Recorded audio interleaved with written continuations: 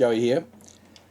So I've been wanting to add to my collection of acoustic blues songs in a folder I've called Acoustic Blues. I think I've called it that. And I've said a few times how I quickly exhausted all the acoustic blues songs I knew. Never knew too many, I've used them all up and sort of found the odd one I could add to it, which I've added 2 or 3 extras in the meantime. And then I remembered I owned this book. Check this out. So this is called Blues Solos for Acoustic Guitar. Yeah, Blues Solos for Acoustic Guitar by a gentleman called Johnny Norris. So he's done up. There are about 16 songs in this book, all the way from fairly straightforward, easy 12-bar blues to a few more involved bits and pieces. And I thought, let's work our way through this book. Starting with the easiest one, which I'm going to do first now, called Soho Blues. Also, check this out. It tells me where I bought it. I can't see. Probably pretty hard to see, but a place called Davis Music Centre in Footscray. Footscray's where I come from, a suburb of Melbourne. And people who are from Melbourne or know Melbourne will know that Footscray is also the original home of the Bulldogs, who are in the grand final next weekend, which is exciting. So I'll wear my Bulldogs paraphernalia until the grand final, and if they happen to win it, I might wear it for a little bit longer. So the first song in here is called Soho Blues. Soho Blues. As happens as we go through those songs, the very first song is clearly a picking song, using a guitar pick. And then there's 3 or 4 songs where you could probably use either a pick or fingers quite interchangeably without an issue. And then gradually, about halfway through the book, you get to songs that are purely finger picking songs. And then so it's a good way to progress from picking to finger picking if you're sort of new to that. So this particular song, Soho Blues, with respect to Johnny Norris, I'm not going to show you great slabs out of the book. I don't wish to infringe his copyright. And Johnny, if by chance you're still around and you stumble across this station, big hello. I've always enjoyed mucking around with that booklet. With Soho Blues, what I will do though is just show tabs that I've done in Guitar Pro myself. A lot of these are sort of fairly traditional blues licks, so I'm not too concerned about showing re-tabbing those. I just won't show copies of the book, if that makes sense, because he has extra material in there over and above just the tabs. I won't copy any of that.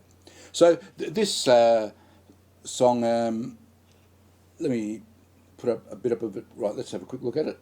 So this one is a standard 12-bar blues, in the key of A. So you go from A to D, back to A, E, D, back to A, and then you have a turnaround. One good thing about this booklet is actually learning the different turnarounds. He's got a wide range of turnarounds, so they're really good to learn, I think, and learn and practice. Plus the endings. There's always a few different endings, often a variation on a theme, but they're good to learn as well. What you'll note as we continue looking at, I've got sort of the first 10 bars there, and generally speaking, the 10 bars are always going to be a very standard pattern in 12-bar blues, and then you can get variation in the 11th and 12th bars where you're getting your turnaround. The turnaround invariably is always in that 12th bar. The other thing to note is in this particular song, fairly basic song, although there are a couple of tricky bits, I'll get to those.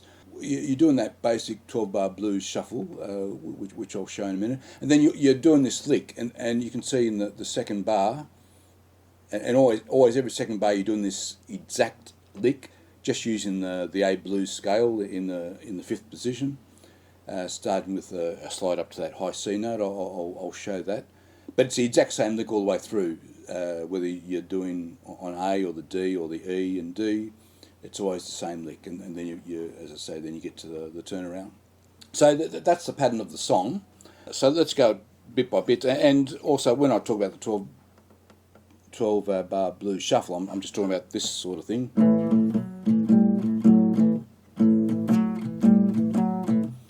And that's actual pattern on the tabs. There are many variations of this, so I'm not going to spend too much time on that. You've heard it a zillion times before. You've probably done it many times before yourself, so I'm not going to spend too much time on that. The only thing I will say is that the beauty of doing something in the key of A is that every chord you get to use the open string as a bass, and you can do that pattern. You can use your little pinky up here. I haven't got long enough fingers to do that pattern elsewhere on the. In fact, I can barely do that. If I'm up on the 12th fret, I might just about be able to do it. So yeah, I can sort of do that around the say even the 10th fret, maybe on the 8th fret, but up higher, I cannot do that big stretch. So the lovely thing about doing something in the key of A is being able to doing that sort of thing. You don't have to stretch as much, nice and easy. And then the D, the fourth of the A scale, always is underneath. And that makes it nice and easy. You're back to the A. In this particular song, it gets you going down to the E. The E is the fifth, and you always go to the fifth, obviously, in a 12-bar blues pattern. It goes to the low open E. I mean, we're doing that because it's easy, but ordinarily I would rarely take that low option if I'm in the key of A. I'd be up here on this E, and going back to the D there. I wouldn't be using that a low E. That's just a preference, but in this particular song we do use the low D E. Let's do the lick that repeats each time. So we start with the A. Now you're sort of rested on the first beat of that next bar as it shows. Oh, one other thing to note. This is in swung time, so you'll see at the very top of the tabs, you've got the double eights are not to be played like this as equal eights, but they have to be played as in swung time.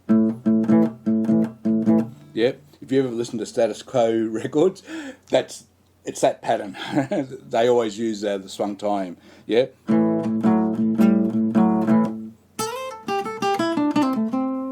So you got this little riff. It might feel tricky and difficult to play at first if you're not used to playing this sort of stuff, but practice it slowly and build up to it. And one of the nice bits of it, you rest it on the first, and then you want to be able to. I've got a grace note.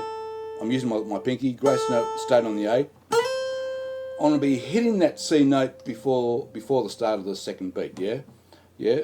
So rest. And I want to then pull off to hit the A note right on the second beat, right?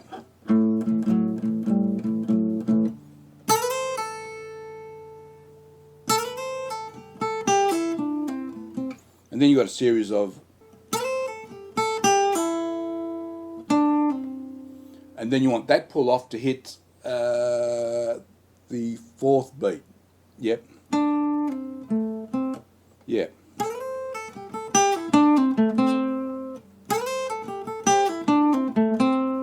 Now, I'm hanging on this final note, but as you can see from the music, it's a very quick transition to get back to the shuffle, yeah? So you cannot linger on that final G, C note. Even though it's tempting to, but you can't. So you got to hit it quick and then back, yeah?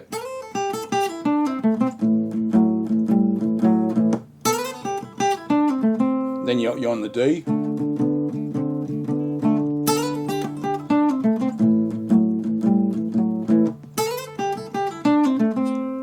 onto the E. Sorry, once again you can't then go back to the E. Then it says it goes to a D, and I have done a little rhythm bit that, and the bass guitar is on the D, and it actually sounds quite good. So you got the D chord there. When I say D chord, there's another thing I should add. These chord names are for convenience only. That's the root of your bass, obviously. It's not that common that you're playing full-on major chords in a 12. Look, you do see it, but you often don't. You see something different. You might see the seventh being used, or in my case, in the rhythm guitar I've used fifths, and what that means is, with the A, I'm only using those three notes. That's an A5. Doing the shuffle, and then on the D, back to the A, to the E. I'm once again E5. So actually, I do it up here. So those chord names are sort of convenience only. They're not necessarily full major chords, and I do not use those major chords in my backing track. So a word of warning there. On that, so that final D, that's the 10th bar. You're playing that riff again, and here we have the start, the first turnaround. Well, the turnaround. So you're sort of doing a D shape, but you're starting on the D string rather than the G string, and you're doing a D shape, and you're going down a fret, half a step each time. You're hitting the A. There you are hitting actually a full A major chord over the E bass.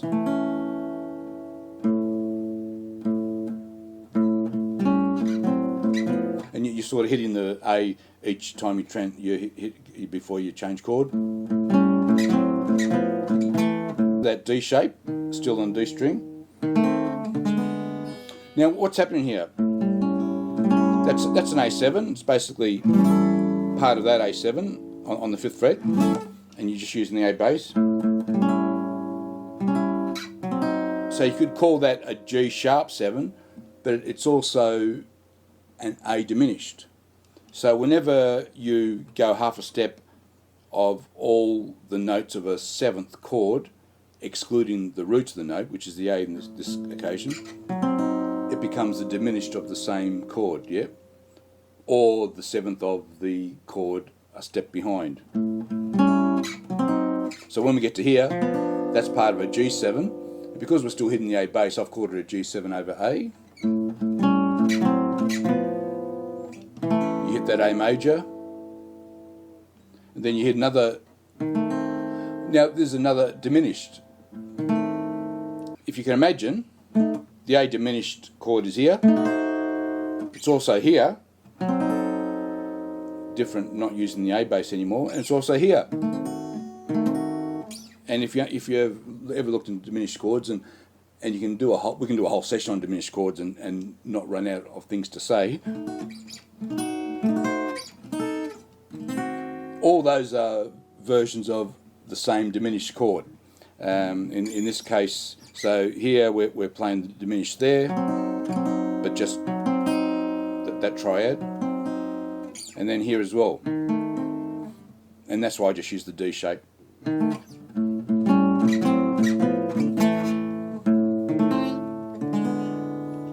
And we end on E7, and hit that E bass note a few times.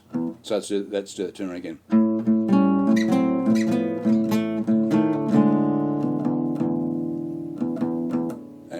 And you repeat all that again. To end it, we do the same thing.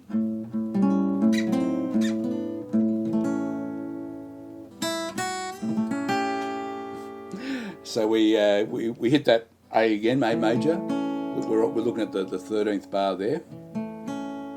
Hit that A major over the E. Play that open E and F sharp. That F sharp is the 6th of the A chord. and then we're playing an A7, so we're introducing the dominant 7th there on the high E string. And on the backing track I slow that bar down slightly because to make it feel a bit realistic. One more other thing I could have said was you can play this equally on electric and it sounds pretty good. So I've actually have recorded both an electric and an acoustic on the backing track that we're about to go through now. It's at 99 beats per minute, which is a nice speed. It's not too fast, although it will seem fast if you're just doing this for the first time. So stick with it and just practice that, especially this run. And once again, you can't linger on that C note because you've got to change. You've got to get back to that shuffle straight away. You have zero time to waste there. I think that's all I've got to say. Let's end with me. I play through. I'll play the whole thing through 3 times. I use the turnaround to actually kickstart as an intro, and that's a trick you can often use. Use the turnaround as an intro. I go through 3 cycles, which means there are 2 turnarounds, and then obviously there's that ending on the A7 at the very end of the 3rd cycle. That's it. I hope you enjoy that. So that's our first song from our blues solo book, which I hope to do. I hope to do the whole booklet actually eventually. Always will be saved in my Acoustic Blues folder, and you can find other acoustic blues stuff in there as well. Okay, thanks for watching. Bye bye.